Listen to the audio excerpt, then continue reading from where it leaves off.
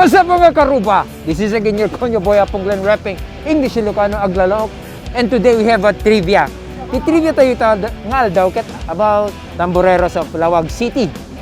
Don't you know that the Tamboreros of Lawag City ket idi pa laeng una na deta na boy again nga panahon. They are the original marching band of Lawag City. At ususarenda pa idi ko nga flute ken drums.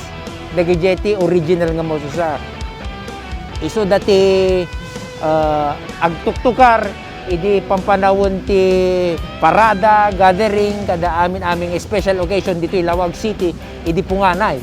And amuyo kadi nga digiti ususarenda nga drum ket they are made of wooden drums and they pagkaskasya it's animal skin. Diya ka mo sino mga animal data animal ka kasya. Basta it's an animal skin ti ususaranda nga pagtambor. Mahilig da DJT mo usar nga drum idi una na nga panahon. Mo usarin idi kada piyesta ti Lawag. As per tradition, the tamboreros march around the city, especially in the first sign of daylight. Alas 4 ti parbangon, agtamtambur da dito aglikaw da dito Lawag. Titawag na dayjay ket Diana around the city. Before it only happens on February 10th.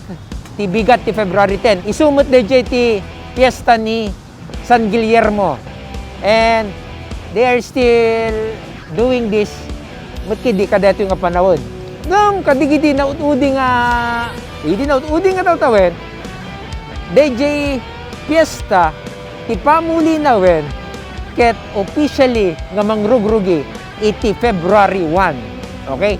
February 1 idi kalman Lunes. Dayjay iso ti kick off na ken iso dayjay ti pinagtatamburda. So tamburda no kan alas 4 pa ilaeng kasjay. Iso nga diyo kademo nga dito iti Lawag City iso dati talaga nga nangipauso kadagiti agtamtambor. Iso naiadaptar mo't kadigita dadto mga ilin. Ada dito'y Batak, ada dito'y San Nicolas, everywhere in Ilocos Norte. Iso nga deta digitay makungkuna nga original marching band iti Lawag nga Tamboreros. Okay, sapay kumata may paspasa pay dito nga tradisyon. Aging gana ito no malpas ti pandemya ken ito no sumarsaruno nga henerasyon. Okay, siyak ni Apong Glenn sapay kumata na adal humanen. Bye-bye.